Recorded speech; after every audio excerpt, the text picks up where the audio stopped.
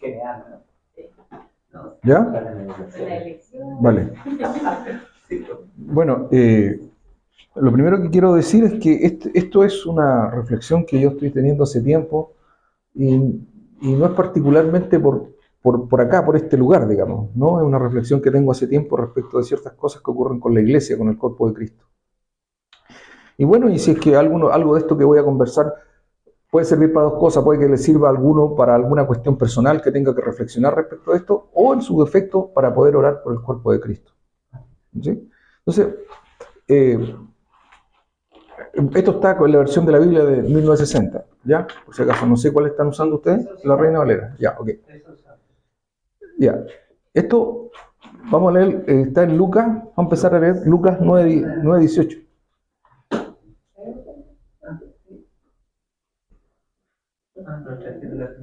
9:18 al... Sí, del 9:18 al 27. De ahí, de eso vamos a leer, del Lucas, y vamos a hacer una...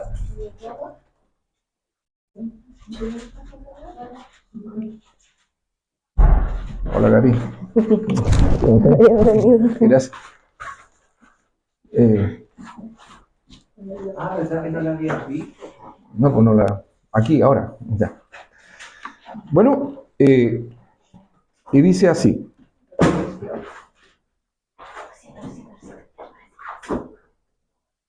Ya. Bueno, ahora seguramente muchos de estos textos, a lo mejor Hildegard, ya, a lo mejor Hildegard no conoce algunos de estos textos, pero la mayoría de nosotros conocemos todos estos textos. No voy a decir nada como muy nuevo, digamos. Lucas 9 significa capítulo 9, ¿ya? Capítulo 9. Perdón, nosotros usamos un lenguaje que como ya estamos tan... Claro, sí, entonces, y Lucas, Evangelio según San Lucas, a eso se refiere, ¿ya? Ya, el capítulo 9, verso 18 en adelante. Dice así: aconteció que mientras Jesús oraba aparte, estaban con él los discípulos y les preguntó diciendo: ¿quién dice la gente que soy yo? Ellos respondieron: unos, Juan el Bautista, otros, Elías, y otros, que algún profeta de los antiguos ha resucitado. Y él les dijo: ¿y vosotros quién decís que soy yo? Entonces respondió Pedro, dijo: el Cristo de Dios. Vamos a detenernos ahí. Ahora ayuden a Hildegard y los otros busquen Mateo 16:13. Es la misma, es el mismo texto, pero digamos dicho por otro autor, sí, así es decir apóstol, pero da lo mismo. ¿Ya? Ok, dice Mateo 16:13. Viniendo Jesús a la región de Cesarea de Filipo, preguntó a sus discípulos diciendo: ¿quién dicen los hombres que es el Hijo del Hombre? Ellos dijeron: unos Juan el Bautista, otros Elías y otros Jeremías, o alguno de los profetas. Y él les dijo: ¿y vosotros quién decís que soy yo? Respondiendo Simón Pedro dijo: tú eres el Cristo, el Hijo del Dios viviente. Entonces les respondió Jesús: bienaventurado eres Simón, hijo de Jonás, porque no te lo reveló carne ni sangre, sino mi Padre que está en los cielos. Vamos a detenernos ahí un poco. Vuelvan después nuevamente a Lucas, pero vamos a retenernos un poco.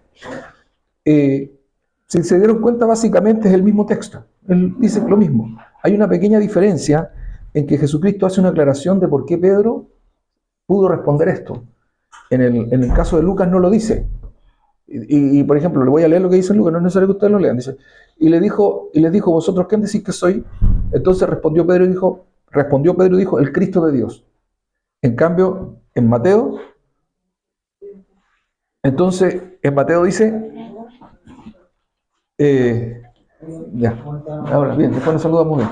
Ya, entonces respondió Jesús, estoy leyendo Mateo, respondió Jesús,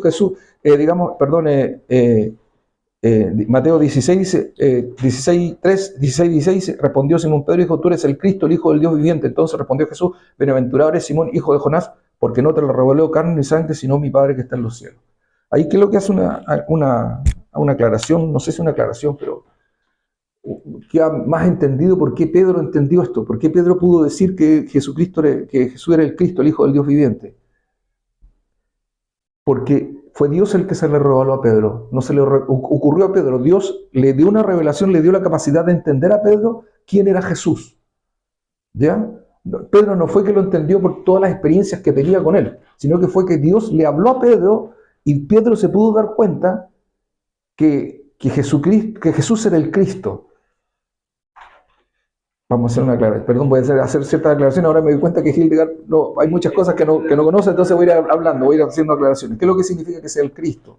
Es la promesa de Dios de la redención, de que Dios iba a enviar un redentor al mundo y ese iba a ser el Cristo. ¿Me entiendes? Entonces, Pedro se dio cuenta que Jesús era el redentor del mundo. Entonces, eso lo entendió de parte de Dios. Dios le dio a entender a Pedro que Jesús era el Cristo, el que lo podía redimir, el redentor del mundo, de toda la humanidad. Y eso se le reveló, Dios se lo reveló a Pedro. Eso es lo que le dice Jesucristo a Pedro, que eso no te lo reveló carne, sino mi Padre que está en los cielos. O sea, ahora, generalmente, y aquí voy a detenerme, después vamos a hacer voy a continuar con el tema. Generalmente, los que hemos tenido una experiencia con Dios, cuando algo logramos entender del Señor, algo se nos revela de alguna forma, generalmente entre nosotros, y yo lo comento con otro, u otro me lo comenta a mí, en general nosotros como tendemos a alegrarnos, ¿verdad? Nos alegramos y de alguna manera nos congratulamos de que, oye, Dios me habló y entendí esto, qué sé yo, y viene como una especie de alegría, ¿no? De querer compartirlo, de querer explicarlo, mira lo que me pasó. Entonces es como lo normal.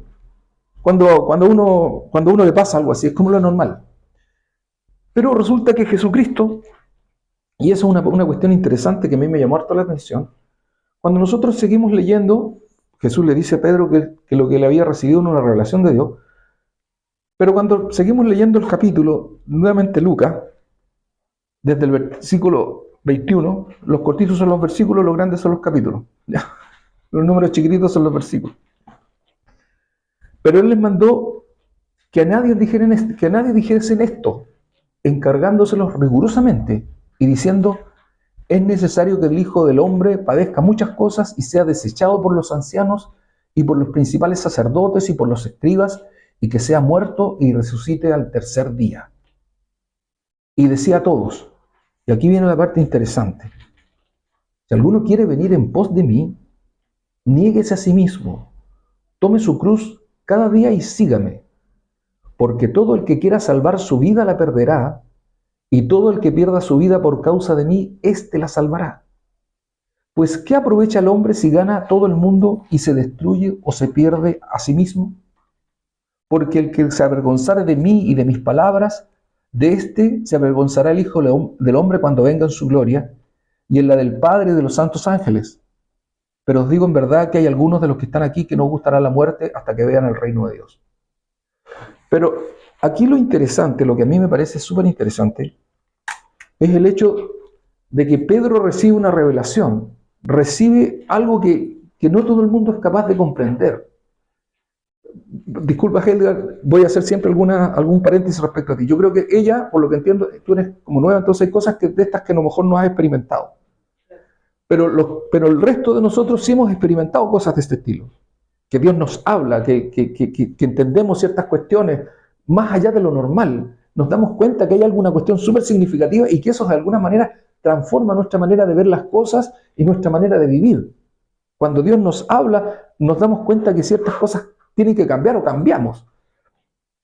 Y resulta que Pedro acaba de recibir una tremenda revelación y se da cuenta de que Jesús es el Redentor de la humanidad, que es el Hijo de Dios, el que Dios ha enviado. El Señor después de eso dice que los van a matar y después le dice a ellos cuál es el costo de seguirlo a Él. Y esa es la parte súper interesante, entre comillas, digamos. Porque Él nos dice que gracias a que Él viene y que Él es lo que es, a ellos le va a ir fantástico. No dice eso. Dice todo lo contrario. Entonces, decía a todos, si alguno quiere venir en pos de mí, niéguese a sí mismo, tome su cruz cada día y sígame. Porque todo el que quiera salvar su vida la perderá, y todo el que pierda su vida por causa de mí, éste la salvará. Pues ¿qué aprovecha el hombre si gana todo el mundo y se destruye a sí mismo? Porque el que se avergonzare de mí y de mis palabras, de este se avergonzará el Hijo del Hombre cuando venga en su gloria y la del Padre y de los santos ángeles. El resto del texto no lo voy a entrar a explicar porque es muy largo, sino que me interesa concentrarme en eso. Yo partí diciendo que esto no es necesariamente algo que tenga que ver, que yo no lo preparé o lo tengo pensado específicamente por algo acá, digamos. ¿Por qué, digamos? Porque la iglesia el día de hoy, esto, no sé si Hildegard lo ha escuchado alguna vez, me imagino que no, no sé. Pero la gente no tiene la imagen de Jesucristo, de ir a una iglesia, no lo asocia con esto.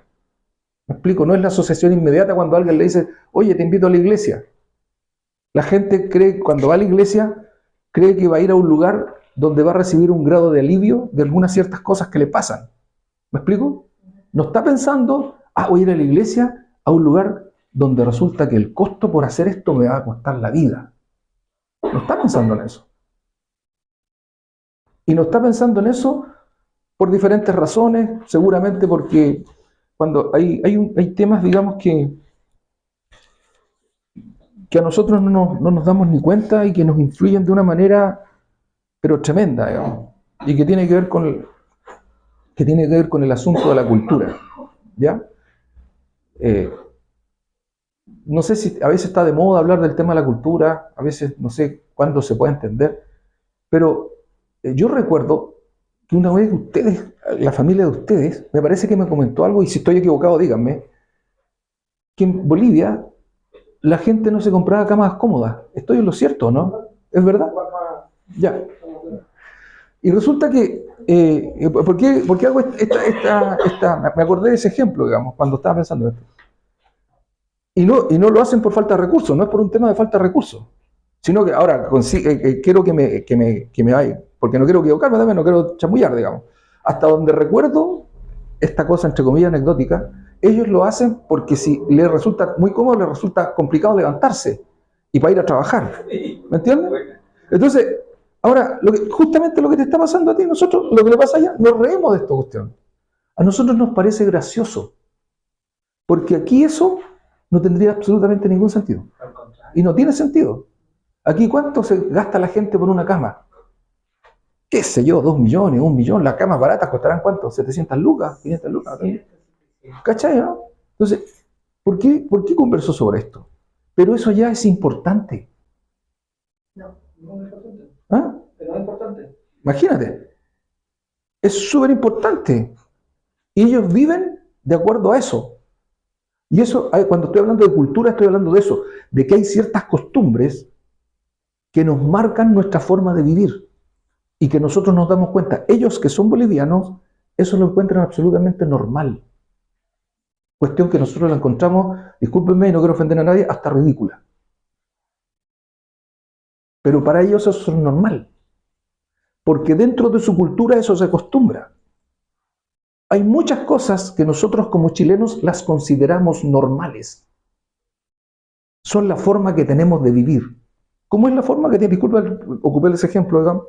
No sé si será mejor o peor estar con una cama dura o con una cama blanda, digamos, no sé. Entonces, claro, cuando lleguemos delante de la presencia del Señor, ahí vamos a ver si es que era mejor una cama blanda o una cama dura, digamos. Pero para nosotros, una cama blanda es súper importante. Y gastamos dinero, alguna gente se endeudará, digamos. Pueden haber hasta discusiones en los matrimonios por el tamaño y la forma de la cama, ¿cachai? ¿No? Entonces, pero la cultura, las costumbres, son una de las cosas que marcan nuestra forma de vivir.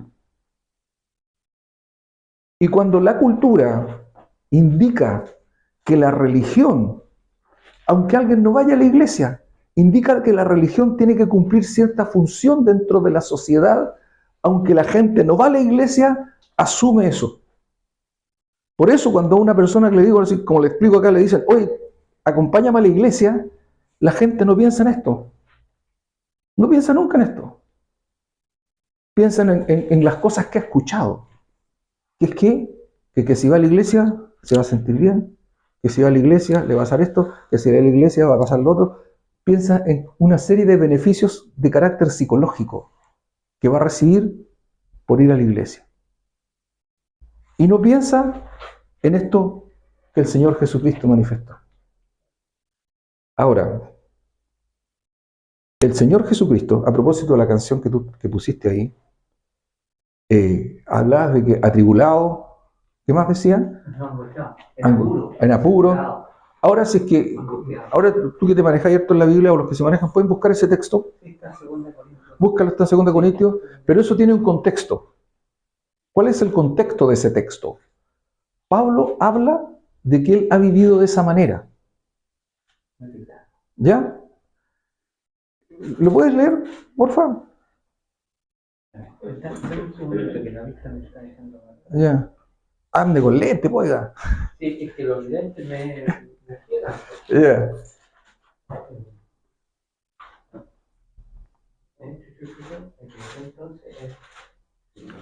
Ya.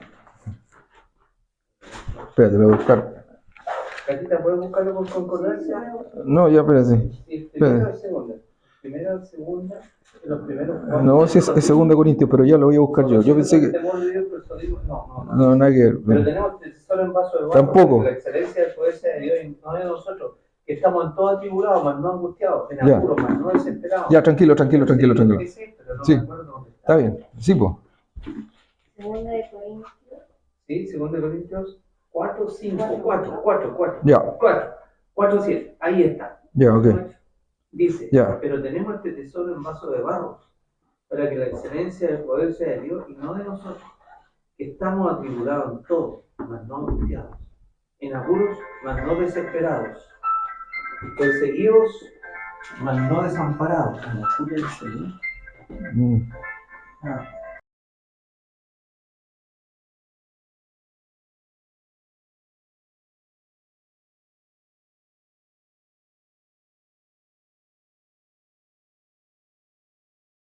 La verdad que cuando ustedes lean esté en la casa, bueno, Hildegard básicamente, cuando esté en la casa lo puedes leer más tranquilamente.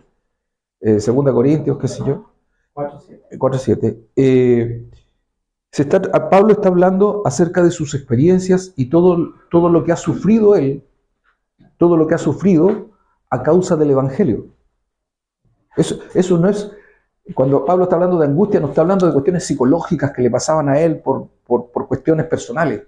Está hablando de todo lo que le pasó producto de las persecuciones que él tenía por hablar de Jesucristo. ¿Me entiendes? Por eso decía que estaba angustiado, perseguido. Él dice que había sido azotado. Bueno, cuenta una serie de cosas, Pablo. ¿Me entiendes? Lo plantea a propósito de la canción. Y la canción, y digamos, el texto no está en relación a cuestiones individuales, personales, sino que a lo que le había pasado a Pablo, producto de su predicación del Evangelio. Que lo habían perseguido, que había tenido toda esta serie de problemas. O sea, ¿Puedo complementar un poquito? dale, sí, dale. 2 Corintios 11, 23 dice, sin número, dice, soy ministro de Cristo, como si estuviera loco hablo, mas yo he trabajado más abundantemente, en azotes sin números, en cárceles, más en peligro de muerte muchas veces. De los judíos 5 veces recibió 40 azotes menos uno. 3 veces he sido azotado con vara, una vez apedreado, 3 veces he padecido naufragio. Una noche y un día estaba como náufrago en alta mar, en caminos muchas veces, en peligro de río, peligro de ladrones, peligro de los de mi nación, peligro de los gentiles, peligro en la ciudad, peligro en el desierto, peligro en el mar, peligro entre falsos hermanos, en trabajo y fatiga, en muchos desvelos, en hambre, en sed, en mucho ayuno, en frío y en desnudez. Y después dice, andaba angustiado. Claro. Y sigue más adelante. Claro, no, claro. Pero entonces, ¿qué pasa? O sea, desgraciadamente, la cultura, ahí voy a agarrar el tema de la cultura.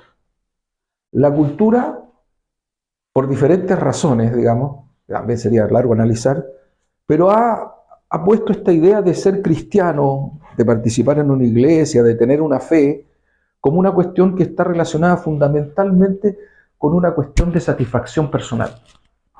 ¿Me explico? O sea, yo voy a la iglesia y ¿para qué? Para yo sentirme bien. Ese es el fin social, digamos. ¿Me explico? Entonces, inclusive se invita a la gente, anda para que te sientas bien, tenías algún problema, Dios te lo puede solucionar en algún caso. El Señor hace estas cosas, hace milagros, cuando Él quiere.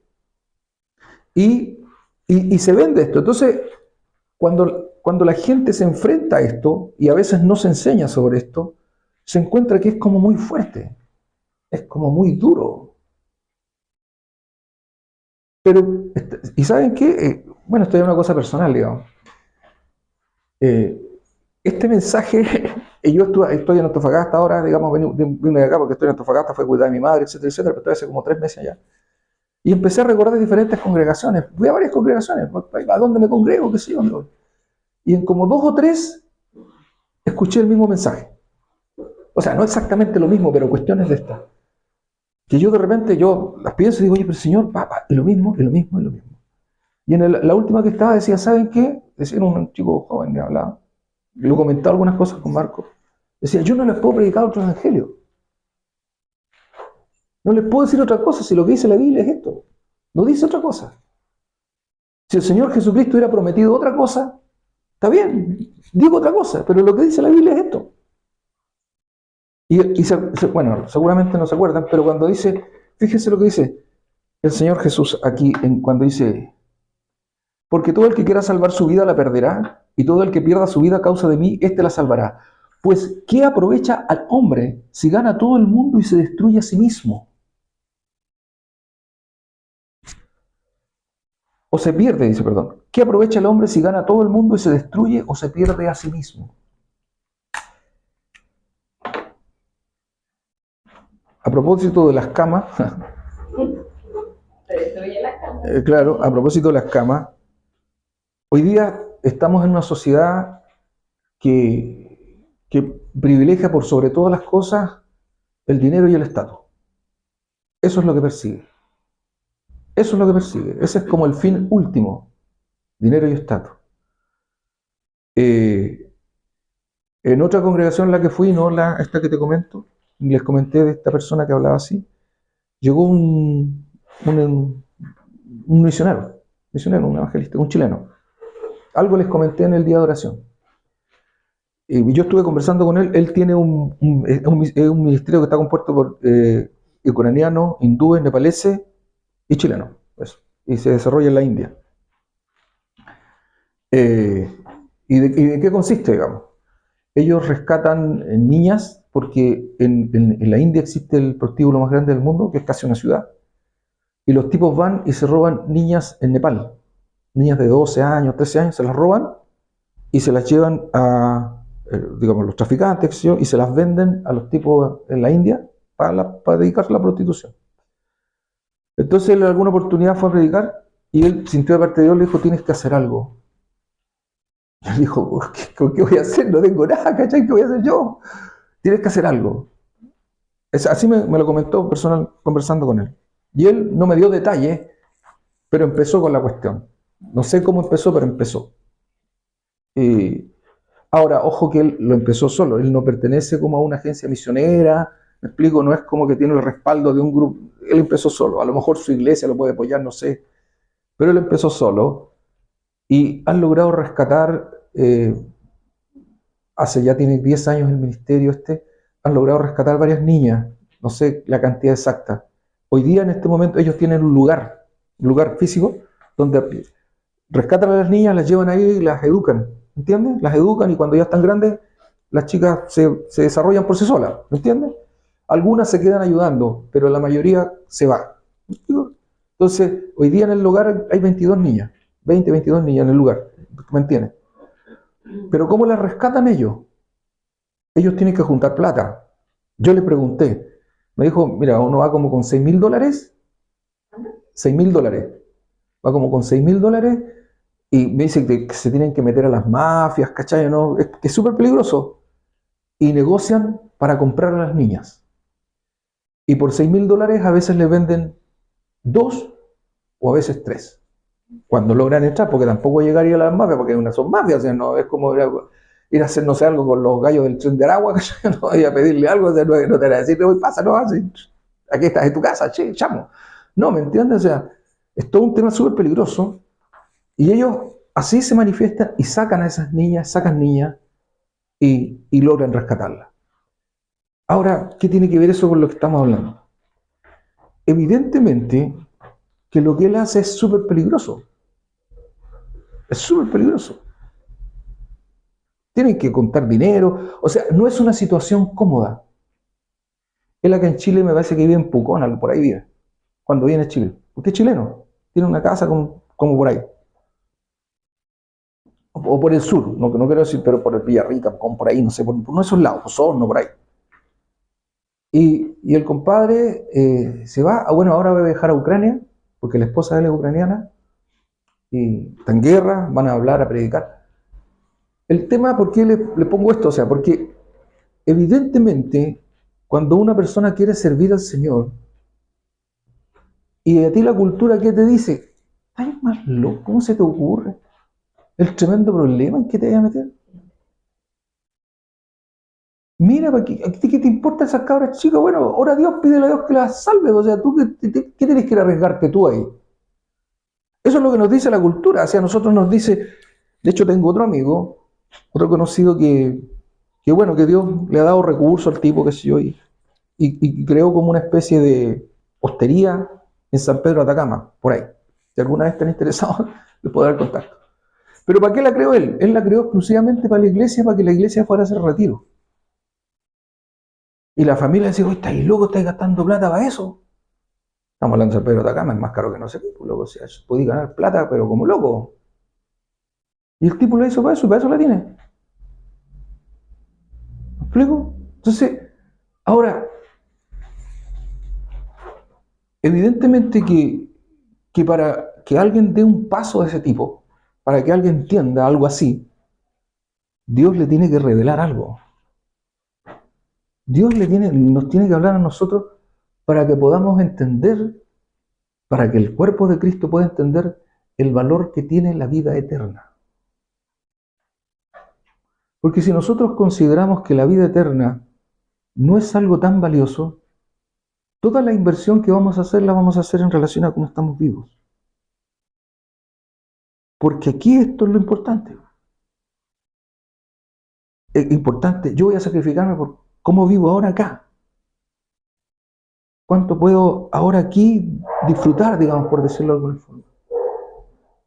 En cambio, aquellos que logran entender el valor de la vida eterna, si lo hacen callar va a ser más fácil. No tengo que competir con el carro. Si, como les digo, si logramos entender el valor de la vida eterna, logramos entender, bueno, hay muchos textos que hablan acerca del valor de la vida eterna. El Señor Jesucristo habló acerca de la pena de gran precio, es una parábola.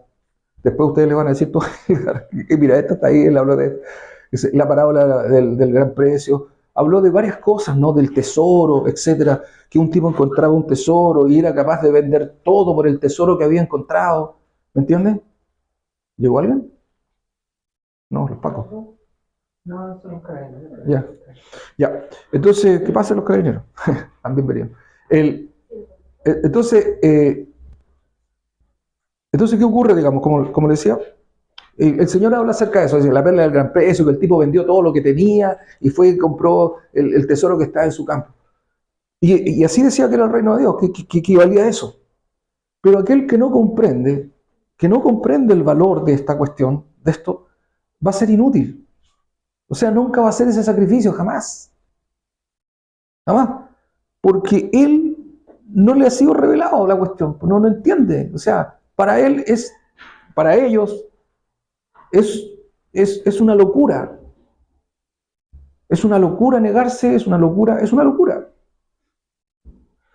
Por eso el Señor Jesucristo les habla y le dice, si alguno quiere venir en pos de mí, niéguese a sí mismo, tome su cruz cada día y sígame.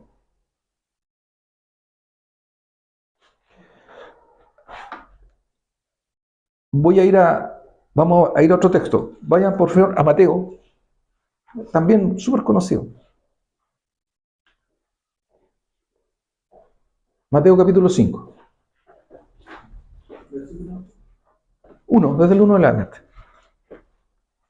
Es la bienaventuranza. 5:1. Dice: viendo la multitud, subió al monte. Estamos hablando de Jesús, ese es Jesús. Jesús es el que está hablando. Viendo la multitud, subió al monte y sentándose, vinieron a él sus discípulos. Y abriendo su boca les enseñaba diciendo: bienaventurados los pobres en espíritu, porque de ellos es el reino de los cielos. Bienaventurados los que lloran, porque ellos recibirán consolación. Bienaventurados los mansos, porque ellos recibirán la tierra por heredad. Bienaventurados los que tienen hambre y sed de justicia, porque ellos serán saciados. Bienaventurados los misericordiosos, porque ellos alcanzarán misericordia. Bienaventurados los de limpio corazón, porque ellos verán a Dios. Bienaventurados los pacificadores, porque ellos serán llamados hijos de Dios. Bienaventurados los que padecen persecución por causa de la justicia, porque de ellos es el reino de los cielos. Bienaventurados sois cuando por mi causa os vituperen y os persigan, y digan toda clase de mal contra vosotros mintiendo. Gozaos y alegraos, pues vuestro galardón es grande en los cielos, porque así persiguieron a los profetas que fueron antes de vosotros. Por lo general, yo tengo la impresión, y ustedes me pueden corregir, que ese último texto se lee poco. El último. Se conoce harto los primeros. Bienaventurados los que lloran, bienaventurados los mansos, todo eso se conoce harto.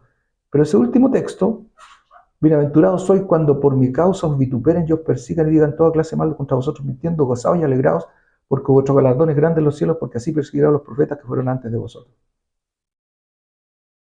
Esto es absolutamente anticultural, absolutamente contra lo que enseña la cultura, absolutamente en contra.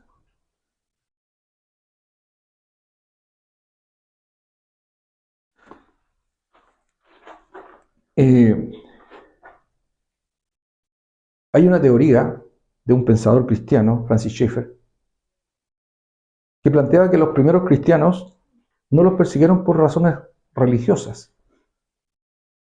Hildegard, no sé si tú sabes que los primeros cristianos los mataban. Porque resulta que en el Imperio Romano, se permitía todo tipo de religiones. Tenían todo tipo de religiones dentro del imperio, ellos no impedían ninguna religión. Lo único que tenían, que le exigían a la gente, era el sometimiento a César. Porque César era la cabeza del gobierno, y en el fondo el tema, lo que decía César, hay que ponerse en la época, era ley. Bueno, los que conocen la Escritura saben de cuestiones aberrantes que se producen en la Biblia, que las señala y que las cuenta como normales, ¿verdad? Por ejemplo, cuando matan a todos los niños, cuando querían ubicar a Jesús y Herodes manda a matar a todos los niños de 2 años para abajo, sale la Biblia también. Aquí tenía hartos que te digan, ¿no? ¿Dónde sale eso? Sale ahí, para que te indiquen. Y los manda a matar a todos y se ve como algo normal, porque la cabeza del gobierno era ley, era ley. Aceptar, decir que esa persona era el Señor, no es como ahora que es una cuestión casi de educación. En esa oportunidad, y ahí significaba que yo aceptaba la autoridad de este tipo, es la autoridad sobre mí. Y yo acepto la autoridad de esa persona sobre mí porque es el Señor. Los cristianos no aceptaban la autoridad de César. Si se oponía a la Biblia, no la aceptaban. Entonces se transformaron en enemigos políticos. Los mataban por eso. Porque ellos no estaban dispuestos a aceptar la autoridad de César si no estaba sujeta a la Biblia. Y los mataban por eso. No es que los cristianos salieran a la calle a reclamar, a tirar piedra o a hacer una gran revolución. No tenía nada que ver con eso. Era su actitud. Ahora, tampoco los persiguieron, porque hay que también contextualizar la cosa. Las persecuciones en esa época tampoco eran en todos los territorios. Eran algunos territorios y ahí los perseguían. Y los cristianos tendían a huir a los otros donde no había. Me explico, pero cuando eran atrapados en los lugares donde estaban, sabemos lo que le pasaba. Pero el problema era aceptar la autoridad. Ellos no estaban dispuestos a aceptar una autoridad que dijera algo que no estuviera de acuerdo con la enseñanza, con lo que entendían que era el Evangelio, con lo que entendían lo que Dios les mandaba. No estaban dispuestos a morir por eso. Porque entendían que Dios, entendían que el Señor, que Jesucristo había muerto, había resucitado, que iba a volver, que el reino de los cielos es una cuestión importante, que la gloria, que la eternidad era una cosa relevante, lo más importante que le puede ocurrir a un ser humano. Pero vuelvo a insistir, eso nadie es capaz de convencer a nadie de eso. Yo no soy capaz de convencerle a usted, usted no son capaz de convencerme a mí, usted no son capaz de convencerse a usted, no existe. Si no es Dios mismo que se lo revela a alguien, las cosas no cambian. Por eso esta gente, por eso este tipo estuvo dispuesto allá a vivir ahí, tiene 3 hijos chicos, y en la India lo persiguen a todo esto. Me ha contado que le llegan de repente a votar, porque no sé cuántos de ustedes saben que el presidente de la India, es súper nacionalista. ¿Alguien tiene alguna idea de lo que está pasando en la India? Y resulta que es súper nacionalista y él quiere implantar el hinduismo como religión oficial. ¿Cachai? Es súper nacionalista. Entonces están persiguiendo la otra religión. Tienen problemas con los musulmanes, tienen problemas con los budistas. ¿Cachai? Y tienen problemas con los cristianos. Y el tipo está ahí. Bueno, Dios sabe a quién llama y a dónde lo llama y por qué lo llama. Pero lo que sí es universal para todos nosotros es esto. ¿Y por qué le leí las bienaventuranzas? Porque fíjense, si uno hace un análisis de algunas de ellas, dice, bienaventurados los mansos, porque ellos recibirán la tierra por heredad. Uno es manso bajo qué condiciones y circunstancias debería ser manso. Cuando uno o alguien demuestra que es manso, que tiene mansedumbre. ¿Bajo qué condiciones? A ver, digo usted, si no es ninguna adivinanza esta cuestión. No te agrada lo que te están haciendo. Claro, cuando efectivamente alguien no te agrada esa es una cosa externa. O sea, alguien fuera, que no eres tú, está haciendo algo que a ti te desagrada, ¿cachai, no? Y tú tienes que tener una actitud hacia esa persona. No es una cuestión tú solo, para ti misma, tú no eres manso respecto a ti mismo, está relacionado con otro, es un otro, es alguien fuera de ti que te está haciendo algo y tú tienes que hacer algo con respecto a esa persona. Después, miremos, bienaventurados los pacificadores. Un pacificador, ¿cuál es la acción de un pacificador? Pacifica, ¿no es cierto? Trata de poner paz. Pero ¿cómo lo hace consigo mismo? ¿Yo me pongo paz consigo mismo? Evidentemente que no. Es intervenir hacia afuera. Es otro, preocuparse de otro. Hay un conflicto, hay una situación externa a mí que no tiene nada que ver conmigo. Y yo voy, o alguien va y trata de pacificar esa situación, trata de aplacarla. O sea, tampoco es una cuestión que me está beneficiando a mí. ¿Me explico? Soy yo, voy a poner como ejemplo, soy yo el que tengo que actuar frente a lo que está ocurriendo fuera de mí. Y yo voy y trato de que eso se calme. Bienaventurados hay otro más. Bienaventurados los mansos, ya. Bienaventurados los que lloran, los mansos, los que tienen hambre y sed de justicia. Volvemos a una cosa similar. No es que yo tenga hambre y sed de justicia para mí nomás, para que me hagan justicia a mí. Es una cuestión que está...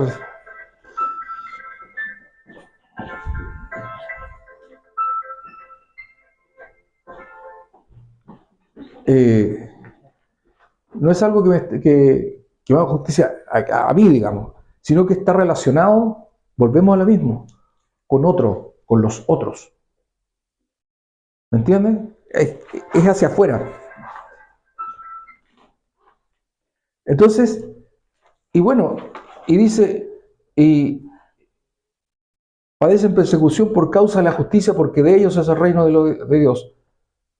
¿Por qué les leo esto? Porque la Escritura, en Gálatas también hay otro texto, que dice, porque toda la ley en esta sola palabra se cumple, amarás a tu prójimo como a ti mismo. Y cuando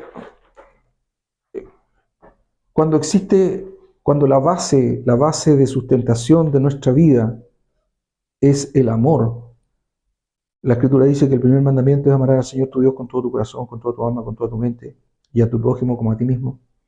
Cuando la base de sustentación es el amor al Señor, realmente hay amor hacia Dios.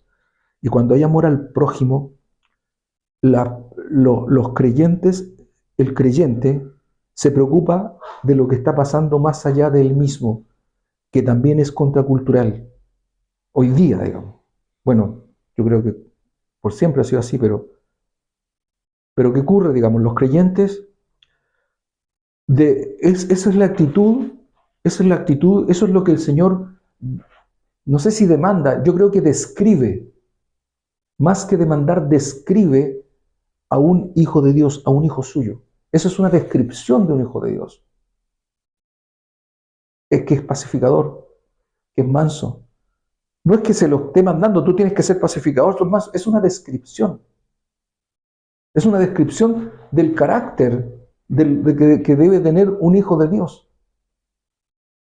Porque dice, bienaventurados soy cuando persigan y os vituperen, diga toda clase de mal contra vosotros, mintiendo, gozaos y alegraos, porque vuestro galardón es grande en los cielos. Y bueno, el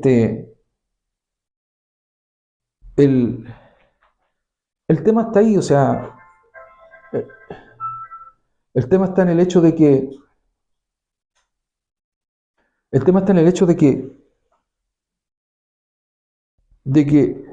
Juan dice que nosotros amamos a Dios porque Él nos amó primero. Todas estas cosas, aclárense, yo no tengo todos los textos, pero seguro. Porque Él nos amó primero. Y volvemos a lo mismo que le pasó a Pedro. Cuando uno se da cuenta, cuando uno recibe esta revelación, se da cuenta de esto, que Dios a uno lo ama, que Él está con uno siempre, que Él no está dispuesto a abandonarnos jamás, que es una promesa también, yo estoy con vosotros todos los días hasta el fin del mundo, que es una promesa, que Él jamás nos va a abandonar bajo cualquier circunstancia. Nunca, pase lo que pase, Él no nos va a abandonar. Cuando uno puede descansar en eso, cuando sabe que es depositario del amor de Dios, no de la ira de Dios, no de la rabia de Dios, ¿me explico? Sino que de su amor, que uno está, que Él está dispuesto, que Él quiere relacionarse con nosotros y a través de esa relación bendecirnos. Pero bendecir tampoco significa llenarnos de plata para que tengamos una casa con yate y con hartos autos y tengamos vacaciones cada 6 meses. No, eso no es bendición. No es la bendición que Dios, cuando Dios habla de bendición, no está hablando de eso. ¿Me explico? ¿Saben qué? Yo siempre doy un ejemplo y siempre me castigo, digamos, por torpe, es un dicho muy antiguo. Me acuerdo que leí una vez una estadística, porque habían hecho una entrevista, ¿cómo se llama cuando? Encuesta, eso es. Una encuesta porque era una institución brasileña que había hecho una encuesta a través de Latinoamérica respecto de la felicidad. A lo mejor alguna vez me escuchaste tú, Marco, respecto cuando lo dije. ¿Y qué es lo que presentaron a todos los países de Latinoamérica? ¿Quién era el que se encontraba más feliz y quién eran los que se encontraban menos felices? ¿Ya? Y también hicieron una relación en relación a los ingresos. Y dentro de los países con mayor ingreso, no recuerdo los otros, pero Chile estaba dentro de los de mayor ingreso. No sé si estaba Chile, Brasil y México, no me acuerdo en esa época, pero Chile estaba dentro de los 3 con mayor ingreso. ¿Ya? ¿Y cuánto se llama? Y bueno, hicieron el catastro. Y resulta que la gente, los países, se dio una constante. Los países con mayores ingresos eran los que se encontraban más infelices. Y los países con menores ingresos eran los que se confesaban más felices. Y cuando le preguntaban, tanto a los que se sentían más felices, cómo podían completar más su felicidad, ellos le decían que arreglando sus situaciones familiares. que tenían problemas de relaciones familiares y que si ellos pudieran arreglar esa situación familiar, ellos serían más felices. Y cuando le preguntaron a los tipos que se sentían más infelices, que además eran los que ganaban más plata, le preguntaron cómo podían arreglar, cómo podían ser más felices, y ellos dijeron si tenían más recursos. Esa era la respuesta. Obviamente que esta era una institución que hacía ¿cuánto se llama ese tipo de encuestas? No eran cristianos, nada, digamos. Pero uno ve la relación. ¿Qué es lo que dijo el Señor Jesucristo? Rey de todos los males, el amor al dinero. La cultura, el diablo, la sociedad nos engaña, como decía a propósito ¿cuánto se llama? De la cama, que puede resultar gracioso. De repente uno está como una especie de torbellino, está metido en una cultura y esa cultura tiene tanta fuerza que si uno no hace lo que ellos esperan, te cuestiona. Si tú no eres un tipo que ganas tanto dinero, que no tienes éxito, no te consideran. Porque tú deberías ser una persona que tiene tanto, que hace tanto, que gana tanto, que hace tanto y por lo tanto ahí te valoran. Si no, eres un vago, no sé qué cosa, te pueden decir cualquier cosa, no te dicen nada o te ignoran, digamos. Estos principios bíblicos son anticulturales. El Señor Jesucristo fue absolutamente, Él no vino, no dijo yo soy anti la cultura, no estaba ni ahí con ese término, digamos. Pero lo que Él hizo y lo que Él demandó y lo que hicieron sus primeros, los que siguieron a Cristo, también conversábamos esto un poco con Marco, todos tuvieron muertes tremendas, todos. Tremenda, digamos. Hay algunos, no voy a entrar a describir las cuestiones porque fue una cosa espantosa en algunos casos. Pero espantosa de verdad, hermano. No espantosa así que le machucaron un dedo, esa cuestión era un chiste. ¿Por qué fueron capaces de tanto, de resistir y de aguantar tanto? Era porque Dios se les había revelado su vida. Dios se les había revelado su vida. Y desgraciadamente, por lo menos mi mirada, hoy día, y bueno, como les digo, un poco también me atrevo a esto porque esas 2 o 3 predicaciones hablan de lo mismo, digamos, de la misma cuestión. El consumismo, el estatus, la iglesia, en las condiciones que se encuentra producto de esta situación, de esta mirada, de que en el fondo la Biblia dice que nosotros somos la luz del mundo, que nosotros deberíamos influir a la cultura, a la sociedad, y lo que ocurre es que a la inversa, es que la sociedad influye a la iglesia, y la iglesia termina haciendo los valores que la sociedad determina como bueno, en vez de que nosotros iluminemos de tal manera, con tal fuerza, de darle, no sé si un giro, no sé si sea posible dar un giro, pero iluminar de tal forma que se vea otra manera de hacer las cosas. Ahora, evidentemente que esto no depende de mí, digamos. No sé si de alguno de ustedes tampoco, no creo. Lo que sí yo estoy en condiciones de hacer es de yo revisarme delante de Dios. Yo. Sí que estoy interesado también. No estoy interesado tampoco lo hago. Pero si estoy interesado de revisarme yo delante de Dios y ver qué ocurre y de que nosotros podamos orar frente a toda esta condición, frente a todo lo que está pasando con la iglesia del Señor Jesucristo.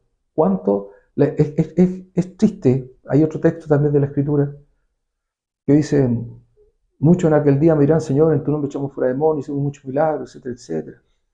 Y dije, yo no os conozco. Cuando tuve hambre no me diste de comer, cuando tuve sed no me diste de beber, cuando fui extranjero no me acogiste, nunca me pescaron.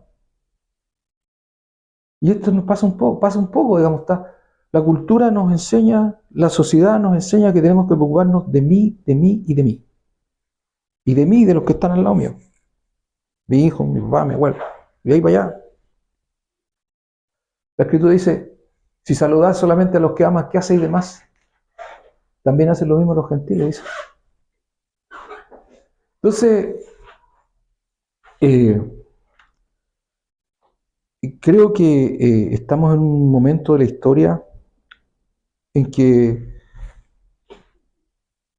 estas cosas se están dando de esta manera por razones que van más allá de lo que yo puedo entender, digamos. Pero lo que sí yo entiendo, y puedo decir con claridad, que la voluntad de Dios no es esa, para sus hijos. La voluntad de Dios para sus hijos es que hagan lo que Él nos pidió. Y que podamos entender que es posible. Que es posible, o sea, y que las promesas del Señor son firmes. Y a última hora, clama a mí, yo te responderé, dice la Escritura, y te enseñaré cosas grandes y ocultas que tú no conoces. Si es que para mí es difícil comprender el tema de la eternidad, cuando, bueno, ustedes son más jóvenes, pero cuando uno va avanzando en la edad, hay cosas que ustedes saben, pero cuando uno va avanzando en la edad sabe que es inevitable, y todos sabemos que es inevitable, todos nos vamos a morir, todos nos vamos a morir. Ninguno de nosotros aquí va a quedar, nada, ninguno. Todos nos morimos, todos nos vamos a morir. Unos antes, otros después, todos nos morimos. Y todos vamos a llegar delante de la presencia de Dios. Me acuerdo que una vez conversaba con un amigo que no era creyente. Le decía, mira compadre, si tú tenés razón y yo estoy equivocado en todas estas cuestiones, los dos nos vamos a morir, nos comen los gusanos y chao. Y chao, se acabó. Estaba engrupido yo, me engrupí, me equivoqué, no pasó nada. Pero le dije, pero si yo tengo razón, loco, yo me voy al cielo y vos estás ahí en el infierno.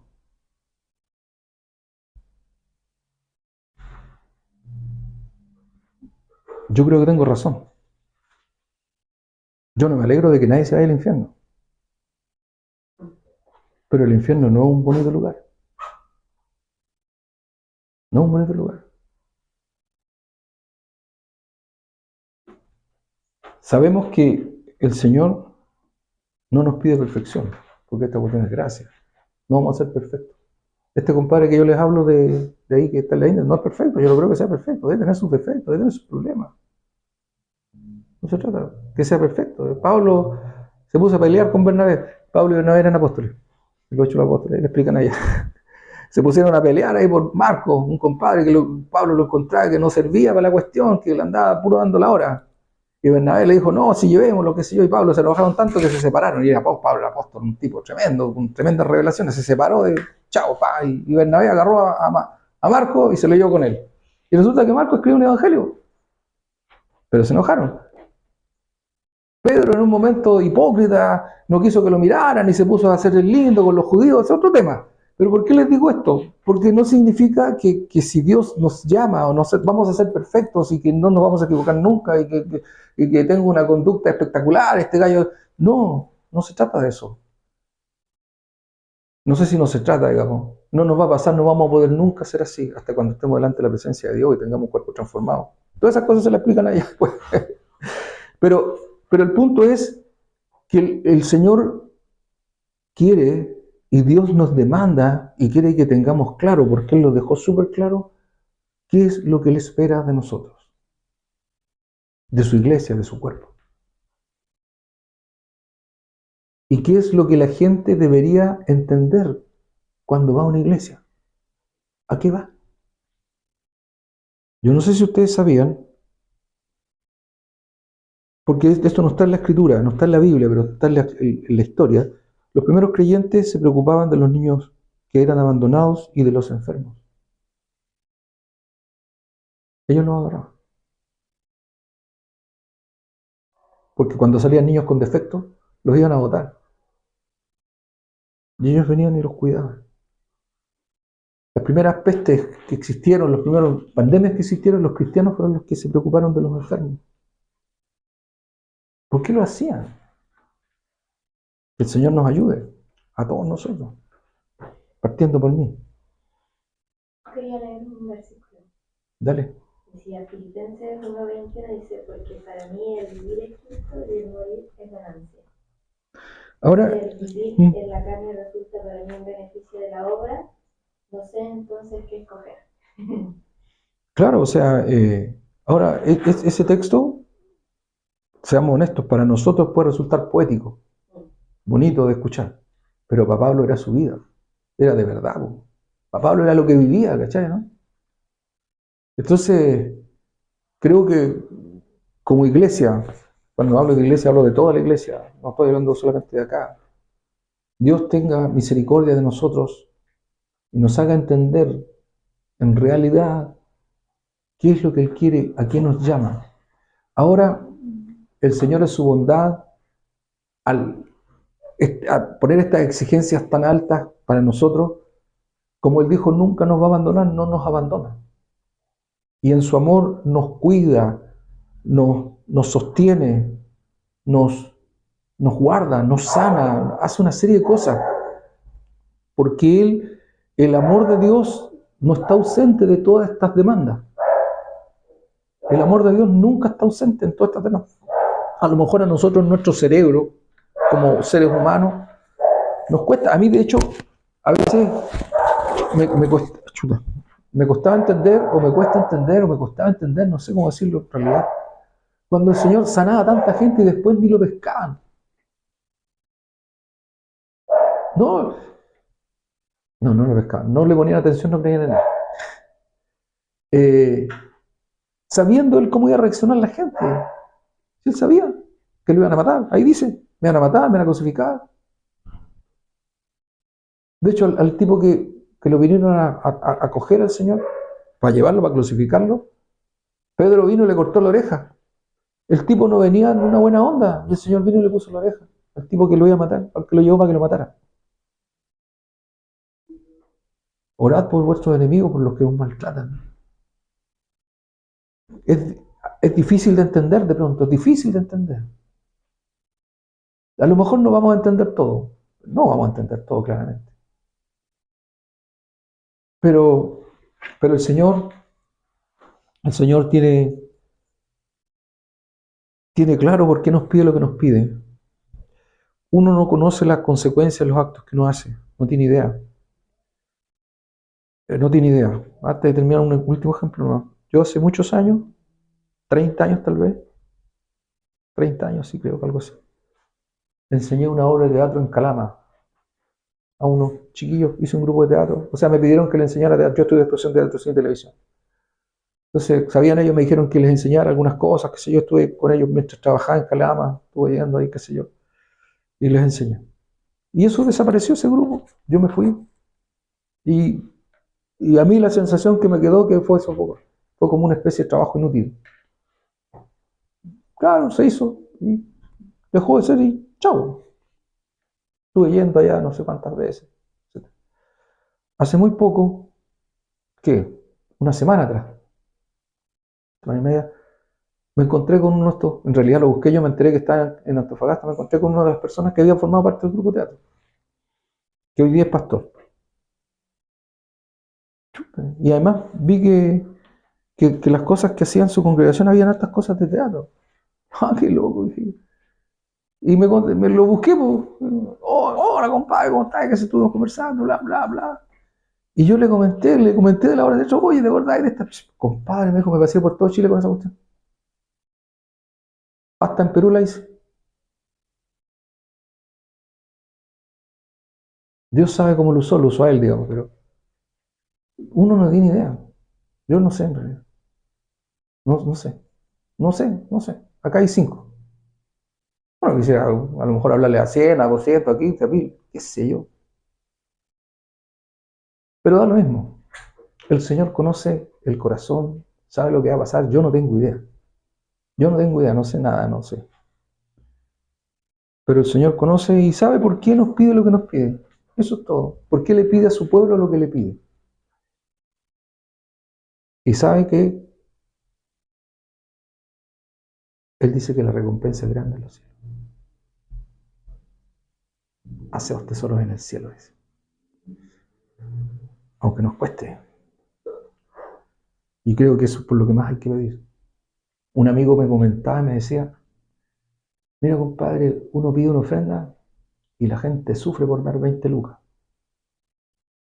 Pero se van a comer y se gastan 80. Y no les duele nada. Me lo decía un amigo. ¿Y eso por qué? Por el egoísmo, hermano mío. Porque estamos pensando en nosotros. Si yo me gasto 80 lucas para mí, está bien. Pero no me voy a gastar 80 lucas en ese compadre.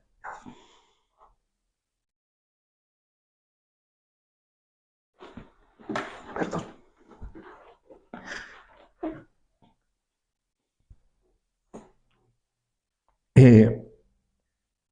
Y eso, el Señor tiene harto que formar en nosotros, tiene harto que enseñarnos, disculpen. Y hay tanta necesidad, hermano mío, hay tanta necesidad, tanta, tanta. Pero el Señor es misericordioso. Él no se olvida de nadie que lo llama. Clama a mí, yo te responderé. Amén. No hay nadie. El más necesitado que esté, si se vuelve el Señor, Dios lo escucha, lo escucha, lo escucha. En la condición que esté, el que esté más necesitado, Dios lo escucha, no lo abandona. Así que nosotros, nuestra pega es, en la medida de nuestras fuerzas, hacer todo el bien que podamos, buscar al Señor y orar por esta situación, para que Dios tenga misericordia de nosotros, como país, como iglesia. Eso. Amén. Que Dios te bendiga, mamá. Que sigas prosperando, que sigas dando fuerza para seguir trabajando en tu área.